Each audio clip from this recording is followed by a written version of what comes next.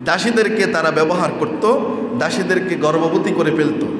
এরপর দাসীর সাথে যখন শারীরিক কাজে লিপ্ত হতো, দাসী যখন গর্ভবতী হতো, তখন তারা যখন গর্ভ অবস্থায় 7-8 মাস যখন পেটে কি সন্তান, তখন ওই 7-8 মাসের ওই দাসী, গর্ভবতী হওয়া দাসীকে তখন ওই যে গর্ভবতী করেছে সেই পুরুষটা তার বন্ধুদেরকে খবর দিত।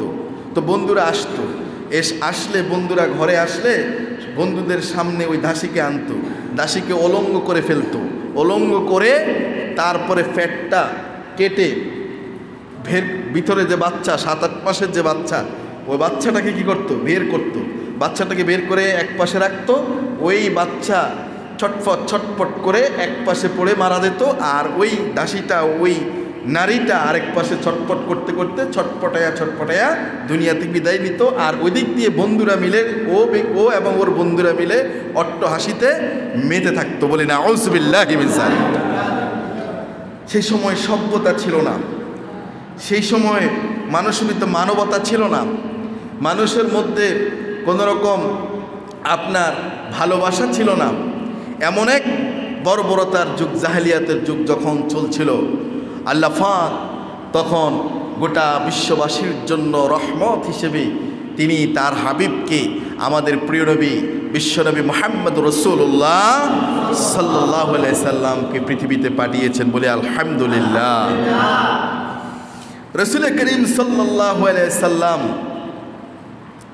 যখন পৃথিবীতে আসলেন, সে আসার সময় হযরত আমেনা বলেন, আমি একটা আলো দেখতে পেয়েছি, যেই আলোর দ্বারা পৃথিবীর গোটা পূর্ব এবং পশ্চিম গোটা অঞ্চল আলোকিত হয়ে গিয়েছে। সুবহানাল্লাহ। পারস্যের আগুন, একটা অগ্নিকুণ্ড প্রজ্বলিত হচ্ছিল, যা 1000 বছর ধরে যে আগুনটা জ্বলে আসতেছিল, ওই আগুনের মানুষ পূজা করত। ওই আগুনের কি করত? 1000 বছর ধরে আগুনটা কি হচ্ছিল? জ্বলতেছিল।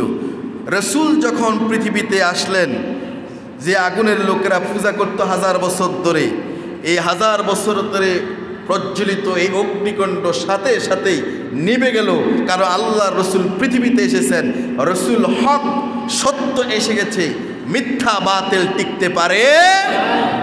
এদিকে পারস্যের বাদশাহ কেসরার রাজপ্রাসাদে কম্পনের সৃষ্টি হলো, বাদশার রাজপ্রাসাদ কাঁপতেছে, রাসূল আসতেছে, রাসূলের আগমন হচ্ছে, বাদশার রাজপ্রাসাদ কি হচ্ছে? কাঁপতেছে। কাঁপতে কাঁপতে 14টা গম্বুজ ধসে মাটিতে পড়ে গেছে। আল্লাহু আকবার। এ জাতীয় আরো অনেক ঘটনা ঘটেছে, কিতাবের মধ্যে উল্লেখ পাওয়া যায়। এজন্য রাসূল পৃথিবীতে আসছেন সত্য নিয়ে, হক নিয়ে। রাসূল পৃথিবীতে আসছেন মানবতা নিয়ে। রাসূল পৃথিবীতে আসছেন গোটা বিশ্ববাসীর রহমত হিসেবে।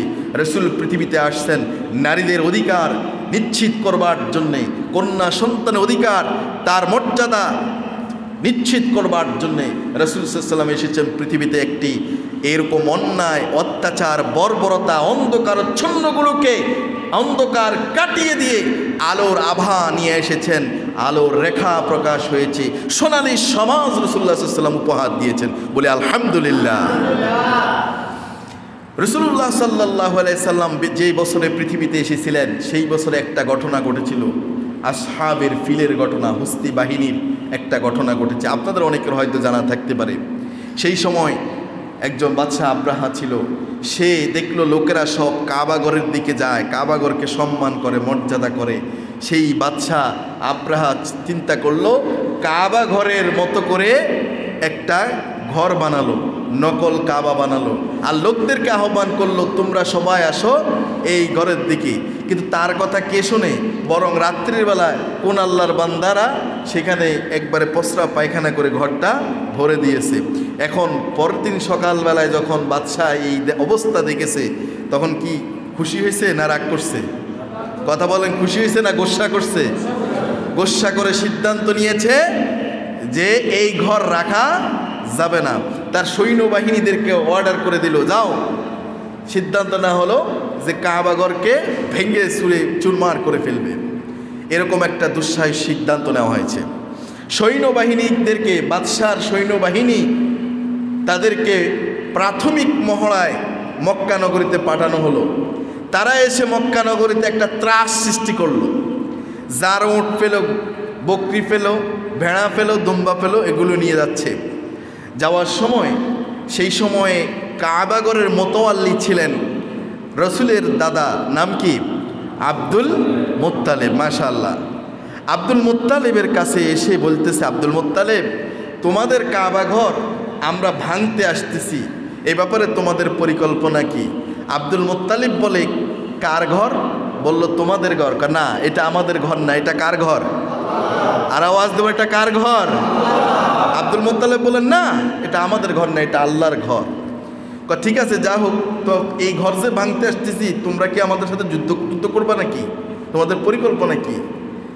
তো আব্দুল মুত্তালিব জবাবে বলতেছে, না, এই ঘর নিয়ে আমাদের কোনো টেনশন নাই। এই ঘর যার, এই ঘরের হেফাজত করার মালিক তিনি, তার হাতে। আমরা এই ঘরের মালিক না, আমরা হচ্ছে ওই ওঁটগুলার মালিক। ওই আমাদের যে বকরি নিছস, ওঁট নিছস, এগুলোর মালিক, এগুলো আমাদেরকে ফিরাইয়া দেয়। আল্লাহু আকবার। ওরা চলে গেল চূড়ান্ত অ্যাটাকে। যখন তারা মক্কা নগরীতে আসতেছিল, কাবাগর মাটির সাথে মিশিয়ে দিবে, যখন তারা চূড়ান্ত অ্যাটাকিংকে যখন আসতেছিল, ওই হস্তি বাহিনীগুলো অস্ত্র শস্ত্র নিয়ে, হাতির ওই হস্তি বাহিনী যখন আসতেছিল, তারা কি কাবাঘর ভাঙতে পেরেছে? কাবাঘরের সীমানায় কি আসতে পেরেছে? মক্কা নগরী থেকে প্রবেশ করতে পেরেছে? পারে নাই। আল্লাহ রাব্বুল আলামিন এরকম দুঃসাহসিক সিদ্ধান্ত যারা নিয়েছে, আল্লাহ পাক তাদেরকে কি অবস্থা করেছেন সে কথা আল্লাহ রাব্বুল আলামিন সূরা ফিলের মধ্যে বর্ণনা করেছেন। আল্লাহ তাআলা বললেন, ওয়া আরসালা আলাইহিম তায়রান আবাবিল তারমিহিম বিহিজারাতিম মিন সিজ্জিল ফাজআলাহুম কাআসফিম মাকুল। আল্লাহু আকবার। আল্লাহ পাক বললেন, ওয়া আরসালা আলাইহিম তায়রান আবাবিল। আমি আল্লাহ পাক কি করলেন? ঝাঁকে ঝাঁকে দলে দলে ফাঁকি প্রেরণ করলেন। যেই ফাঁকির ঠোঁটের মধ্যে, ফাঁকির পায়ের মধ্যে, ফাঁকি পা এবং ঠোঁটের মধ্যে দিয়ে দিয়েছেন ছোট্ট পাথর টুকরো, ছোট্ট কোনো কণা, এরকম ছোট্ট সরিষার দানা বা তার চেয়ে বড় পাথর টুকরো, এরকম ছোট্ট হতে পারে। কিন্তু আজকের যুগের মিসাইল, আজকের যুগের ক্ষেপণাস্ত্র যখন মারা হয়, যখন ক্ষেপণাস্ত্র ছোড়া হয়, মিসাইল ছোড়া হয়, যতটা অ্যাকশন করে, এই পাখির ঠোঁটে পায়ের ছোট্ট পাথর কণা সেরকম তার চেয়ে বেশি আল্লাহ তাআলার পক্ষ থেকে এমন অ্যাকশন কাজ করলো। আল্লাহ পাক বললেন, তাদেরকে আমি জমিনের সাথে সিবানু বুশিরে নাই নাস্তানাবুদ করে দিলাম। আল্লাহু আকবার। আমার প্রিয় ভাইয়েরা, সে আল্লাহ পাক আছেন না নাই? সেই আল্লাহ পাক আছেন যারা মসজিদ নিয়ে, মাদ্রাসা নিয়ে, কোরআনুল কারীম নিয়ে, ইসলাম নিয়ে ষড়যন্ত্র করবে, দুঃসাহসিক সিদ্ধান্ত গ্রহণ করবে। আল্লাহ রাব্বুল আলামিন ওই আব্রাহা, বাদশাহ আব্রাহার সৈন্যবাহিনীর যে অবস্থা করেছেন, আল্লাহ পাক এখনও আছেন, এখনও তিনি সেই অবস্থা করতে পারেন কি পারেন না? সুতরাং আমার প্রিয় ভাইয়েরা, আমার সম্মানিত মুসল্লিনে কেরামরা, সকলের জ্ঞাতার্থে আমি জানাচ্ছি যে যারা নাকি দ্বীনের সাথে গাদ্দারি করে, ইসলামের সাথে গাদ্দারি করে, দুঃসাহসিক সিদ্ধান্ত গ্রহণ করে, যারা বলে মসজিদে কোরআনের আলোচনা করা যাবে না, যারা বলে মসজিদে কোরআন হাদিসের আলোচনা করা যাবে না, ইবাদত করতে বাধা দেয়, কোরআনের আলোচনা করতে বাধা দেয়, যারা নাকি ইসলামের বিধিবিধান পালন করতে বাধা দেয়, তাদের জন্য এখান থেকে শিক্ষা গ্রহণ করা উচিত। যদি শিক্ষা গ্রহণ না করে, ওদেরও পরিণতি ভয়াবহ করবেন যিনি, তিনি কে? আমার প্রিয় ভাইয়েরা, সেই সময় এই ঘটনা ছিল আসহাবে ফিলের ঘটনা। রাসূলুল্লাহ সাল্লাল্লাহু আলাইহি সাল্লামের মার নাম কি? সবাই কিন্তু বললেন না। মায়ের নাম কি? আমেনা। আব্বার নাম আব্দুল্লাহ। বলেন, রসুলের বাবার নাম কি? আব্দুল্লাহ। আর মায়ের নাম? রাসূল সাল্লাল্লাহু আলাইহি সাল্লাম যে বংশে জন্মগ্রহণ করেছেন, সেই বংশের নাম কি? মাশাআল্লাহ, আপনারা তো সব কিছুই জানেন। রাসূল সাল্লাল্লাহু আলাইহি ওয়াসাল্লামের কি কোনো ভাই বোন ছিল? আমাদের অনেকের ভাই বোন আছে নাকি? রাসূলের কোনো ভাই বোন ছিল না। রাসূল সাল্লাল্লাহু আলাইহি ওয়াসাল্লাম যখন জন্মগ্রহণ করলেন, জন্মের পর তার মা তার নাম রাখলেন আহমদ, মা নাম রাখলেন কি? আর দাদা আব্দুল মুত্তালিব নাম রাখেন মুহাম্মদ সাল্লাল্লাহু আলাইহি ওয়াসাল্লাম। অনেক সময় আমাদের সন্তানের নাম বাবা রাখে একটা, দাদাও আবার রাখে আরেকটা, কিংবা নানা নানি রাখে একটা, আছে না? আছে।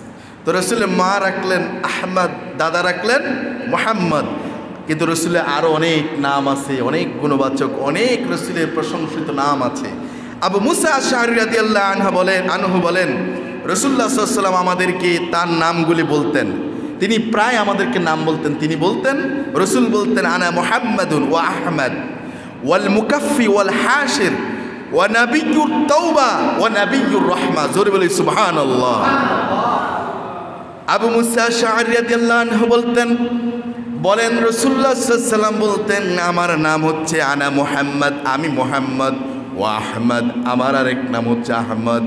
রাসূল বলতেন ওয়াল মুকাফফি, আমি হচ্ছি সর্বশেষ নবী। এরপর বলতেন ওয়াল হাশির, আমি হচ্ছি জমায়েতকারী। এরপর বলছে আমার নাম হচ্ছে নাবিয়্যুত তাওবা, তওবার নবী। রাসূল বলেন আমার আরেক নাম হচ্ছে ওয়া নাবিয়্যুর রাহমা, আমি হচ্ছি রহমতের নবী। সুবহানাল্লাহ। আমার প্রিয় ভাইয়েরা, এটি মুসলিমের সহিহ হাদিস। তার মানে রাসূল তওবার নবী, রাসূল রহমতের নবী। রাসূলুল্লাহ সাল্লাল্লাহু আলাইহি সাল্লাম পৃথিবীতে যখন আসছিলেন, আমাদের মায়েদের যখন ডেলিভারির সময় হয়, তখন মাদের পেইন হয়, বেদনা হয়, হয় না? সন্তান প্রসবের সময় আসলে পেইন হয় না? ব্যথা হয়। ব্যথা যত তীব্র হয়, ডেলিভারি তত দ্রুত খালাস হয়, ঠিক না? হযরতে আমিনা বলেন, আমার সন্তান গর্ভে ছিল, কোনো ব্যথা অনুভূত হয়নি। ডেলিভারির সময় কোনো পেইন, কোনো ব্যথা হয়নি। উদাহরণস্বরূপ বলা যায়, আটার বস্তা থেকে, আটা থেকে যদি একটা চুল বের করা হয়, টানা হয়, যেরকম কোনো টের পাওয়া যায় না। মুহাম্মদ সাল্লাল্লাহু আলাইহি সাল্লাম পৃথিবীতে এসেছেন, আমেনা বলেন আমি বিন্দু মাত্র ব্যথা অনুভব টের পাইনি। সুবহানাল্লাহ। আল্লাহর নবী সাল্লাল্লাহু আলাইহি সাল্লাম পৃথিবীতে আসার পরে তিনি কি তার বাবাকে দেখেছেন? সবাই বললেন না, দেখেছেন? আল্লাহ রাসূল পৃথিবীতে আসার আগেই, তিনি জন্মগ্রহণ করার আগেই তিনি তার বাবাকে হারিয়েছেন। এরপর যখন রাসূল সাল্লাল্লাহু আলাইহি সাল্লামের বয়স যখন 4 অথবা 6 বছর, সিরাত কিতাবগুলোতে এসেছে রাসূল সাল্লাল্লাহু আলাইহি সাল্লামের বয়স যখন 4 অথবা 6 বছর, তখন তার মাও দুনিয়া থেকে বিদায় নেন। রাসূল দেখতেছেন ছোট ছোট বাচ্চারা খেলাধুলা করে, ছোট ছোট বাচ্চারা খেলাধুলা করে। সন্ধ্যা যখন ঘনিয়ে আসে, সন্ধ্যা ঘনিয়ে আসলে প্রত্যেকের বাবারা এসে সন্তানগুলোকে কপালে চুমু দেয়, গালে চুমু দেয়, চুমু দিয়ে কোলে তুলে তারপর সন্ধ্যার আগে আগে বাসায় নিয়ে যায়, খেলার মাঠ থেকে বাসায় নিয়ে যায়। রাসূল দেখে প্রতিদিন আমার বাল্যকালের বন্ধুদের বাবারা সে কোলে চুমু দিয়ে কোলে উঠিয়ে বাড়িতে নিয়ে যায়। কোনোদিন তো আমার বাবা নামক বাবাটা আমাকে নিতে আসলো না। রাসূলুল্লাহ সাল্লাল্লাহু আলাইহি সাল্লামের বুকে ব্যথা। শিশু নবী বাল্যকালে, রাসূলের বয়স 4-6 বছর। রাসূল একদিন মাকে গিয়ে বলে, মা, প্রত্যেক আমার সাথী প্রত্যেকের বাবারা এসে চুমু দিয়ে তাদের সন্তানকে কোলে তুলে বাসায় নিয়ে যায়। মা গো, আমার কি বাবা নাই? আমার বাবা তো কোনোদিন আমার কোলে নিল না, চুমু খেলো। আল্লাহ রাসূল এই কথা শুনে মা আমিনা তার শ্বশুর রাসূলের দাদা আব্দুল মুত্তালিবকে বললেন, বাবা, আব্বা, আপনার নাতি এমন এমন বলতেছে, আপনি যদি অনুমতি দেন তাহলে আপনার নাতিকে নিয়ে আপনার ছেলের কবর জিয়ারতের উদ্দেশ্যে যাই মদিনায়। হযরত আব্দুল মুত্তালিব অনুমতি দিলেন। আমিনা ছোট্ট বাচ্চা সন্তান মুহাম্মদ সাল্লাল্লাহু আলাইহি সাল্লামকে নিয়ে তার মুহাম্মদ সাল্লাল্লাহু আলাইহি সাল্লামের বাবা আব্দুল্লাহর জিয়ারতের উদ্দেশ্যে গেলেন, আর দেখিয়ে দিলেন এই কবরটাই হচ্ছে তোমার বাবা, যেই বাবাকে মুহাম্মদ সাল্লাল্লাহু আলাইহি সাল্লাম পৃথিবীতে এসেও দুনিয়াতে এসে তিনি দেখেন নাই। ভাগ্যের কি নির্মম পরিহাস, রবের কি ফায়সালা। শিশু সন্তান মুহাম্মদ সাল্লাল্লাহু আলাইহি ওয়াসাল্লাম তার মাকে নিয়ে মার সাথে বাবার কবরটা জিয়ারত করে যখন ফিরতেছিলেন, প্রতিমধ্যে হঠাৎ করে তিনি তার আম্মাকে বাসায় পৌঁছান নাই। প্রতিমধ্যেই তিনি তার মা আমেনাকেও চিরতরে হারান। মাও বিদায় নেন। আহারে এতিম, চূড়ান্তভাবে নবী আমার এতিম হয়ে গেল। নবী এতিম হয়ে যাওয়ার পর এবার তাকে কে লালন পালন করবে? রাসূলুল্লাহ সাল্লাল্লাহু আলাইহি সাল্লামের লালন পালনের দায়িত্ব উম্মে আইমান এবং তার দাদা আব্দুল মুত্তালিবের উপরে এসে ন্যস্ত হলো। রাসূলেরকে লালন পালন করছেন চাচা দাদা আব্দুল মুত্তালিব। কিন্তু ভাগ্যের কি নির্মম পরিহাস, রাসূলুল্লাহ সাল্লাল্লাহু আলাইহি সাল্লামের বয়স যখন ৮ বছর ২ মাস ১০ দিন। সিরাত কিতাবগুলিতে দিনের একটু পার্থক্য আছে। কোন সিরাত কিতাবে আসছে ৮ বছর ২ মাস ১০ দিন রাসূলুল্লাহ সাল্লাল্লাহু আলাইহি সাল্লামের বয়স। এই সময়ে এবার আব্দুল মুত্তালিব রাসূলের দাদার বয়স হচ্ছে ১৪০ বছর। বলেন কত বছর? মনোযোগ সবার আছে? এগুলো শুনবেন কিন্তু মনে রাখেন। ১৪০ বছর হচ্ছে দাদার বয়স, আর নাতির বয়স হচ্ছে ৮ বছর ২ মাস ১০ দিন। রসুলের বয়স ৮ বছর ২ মাস ১০ দিন। তার দাদা, যেই দাদার তত্ত্বাবধানে লালন পালিত হচ্ছেন, তার বয়স হচ্ছে ১৪০ বছর। আল্লাহ তাআলার ফয়সালা, এবার দাদা আব্দুল মুত্তালিব দুনিয়া থেকে বিদায় নিলেন।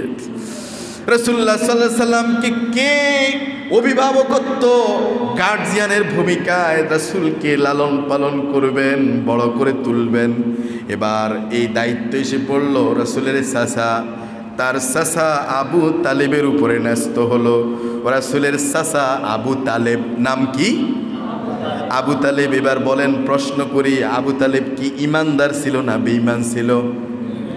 সবাই কিন্তু জবাব দেন নাই। আবু তালেব কি ইমানদার ছিল না বেঈমান ছিল? আবু তালেব বেঈমান ছিল, ইমান নসিবে হয়। কিন্তু রাসূলের প্রতি তার ভালোবাসা ছিল কম না বেশি? রাসূলকে ভালোবাসতো বেশি, কিন্তু ইমান নামক দৌলতটা, ইমান নামক সম্পদটা নসিবে হয় নাই। আবু তালেব এত বেশি রাসূলকে কেয়ার করেছেন, এত বেশি রাসূলকে তিনি ভালোবেসেছেন, এতটাই সাপোর্ট দিয়েছেন। দুর্দিনে রাসূলকে, তার ভাতিজাকে তিনি পাশে রেখেছেন এবং শক্ত ভূমিকা পালন করেছেন। রাসূলুল্লাহ সাল্লাল্লাহু আলাইহি ওয়াসাল্লাম যখন তার চাচা আবু তালেব যখন দুনিয়া থেকে বিদায় নিচ্ছিলেন, আল্লাহর রাসূল দয়ার নবী তার চাচা এবং তাকে সেই সময় তার পাশে থেকেছিলেন, তাকে সহযোগিতা করেছিলেন, সাপোর্ট দিয়েছিলেন। রাসূলুল্লাহ সাল্লাল্লাহু আলাইহি ওয়াসাল্লাম চাচার ইন্তেকালের সময় চাচার কাছে গিয়ে বলে, চাচা আপনি বলেন লা ইলাহা ইল্লাল্লাহু মুহাম্মাদুর রাসূলুল্লাহ। আপনি ঘোষণা দেন। চাচাকে কালেমার তালকিন দিচ্ছে, ইমানের সবক দিচ্ছে। যতই চেষ্টা করছে, আল্লাহ তাআলা বললেন, রাসূল ও হাবিব, আপনার চাচা কথা সত্য, আপনাকে ভালোবাসতো তাও সত্য, আপনাকে আপনার দুর্দিনে সাপোর্ট দিয়েছে সত্য, কিন্তু রাসূল হেদায়েতের চাবিকাঠি আপনার হাতে নয়, হেদায়েতের চাবিকাঠি একমাত্র কার হাতে? হেদায়েতের মালিক কে? এজন্য আজ মসজিদ